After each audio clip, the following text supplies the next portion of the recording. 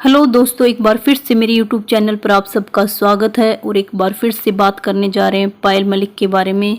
जी हाँ, पायल मलिक लेने वाली है डाइवोर्स अरमान मलिक से और कृतिका से, ऐसा कहना है पायल का। क्योंकि पायल बोल रही है कि अब बात बहुत आगे बढ़ गई है, लोग बच्चों को भी नहीं छोड़ रहे हैं और इतना गंदा गंदा लोग हमारे बारे में बोल रहे हैं, हमें ट्रोल कर रहे हैं और आने वाले टाइम में लोग हमारे बच्चों को भी नहीं छोड़ेंगे।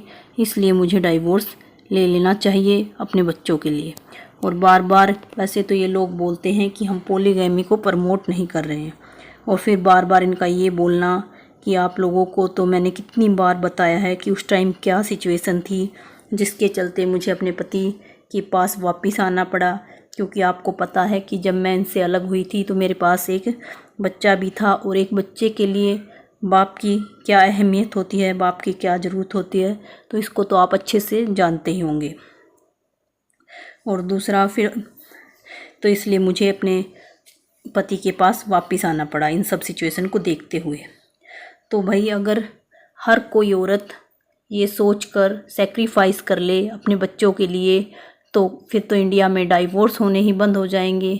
क्योंकि फिर उसका पति चाहे कहीं एक शादी करे, दो शादी करे, चाहे कहीं भी घूमे, अगर हर कोई औरत यही सोचे कि मैं अपने बच्चों के लिए नहीं कर सकती, अपने बच्चों की तरफ देखे, तो फिर तो इंडिया में एक भी डाइवोर्स नहीं होगा।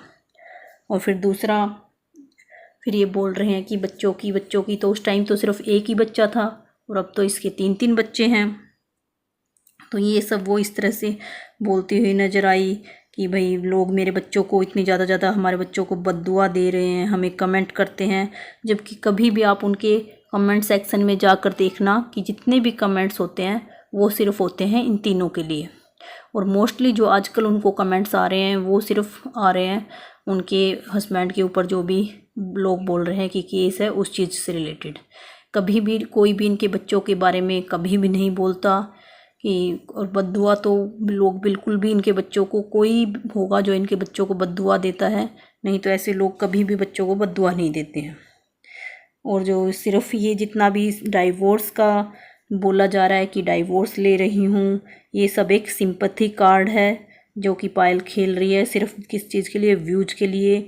और जो भी विशाल का पंगा हुआ बिग बॉस में जाने के बाद, और जो पायल ने गलत बताया, तो उस सब के बाद से जो इन लोगों को हेट मिल रही है और जो इनको ट्रोल किया जा रहा है। और दूसरा ये भी है कि जब अरमान बाहर आएंगे और जब अरमान को इन सब बातों का पता चलेगा तो तब पायल के साथ क्या होगा। तो इसलिए पायल ये सब डाइवोर्स की बात कर रही है। अदरवाइज ये कहीं डाइवोर्स नहीं लेने वाली, क्योंकि ये बात इन तीनों को भी अच्छे से पता है कि जो भी इनके चैनल्स चल रहे हैं वो सिर्फ ना सिर्फ ना हो कहीं ना कहीं सिर्फ इन तीनों की वजह से ही चल रहे हैं। क्योंकि जो भी लोग इनको देखने आते हैं वो सिर्फ यही देखने आते हैं इन दोनों के, जो ये दिखाती हैं कि हम दोनों सौतन होकर भी कितने प्यार से रहती हैं, हमारे बीच कितना ज़्यादा प्यार है, हमारे बीच कभी लड़ाई नहीं होती। तो ये सब कंटेंट इनका सबसे अलग था और इसी के चलते ये लोग फेमस हुए थे। और अगर ये तीनों में से एक भी लोग इनमें से अलग हो जाता है तो इनको भी पता है कि लोग इनको नहीं देखेंगे।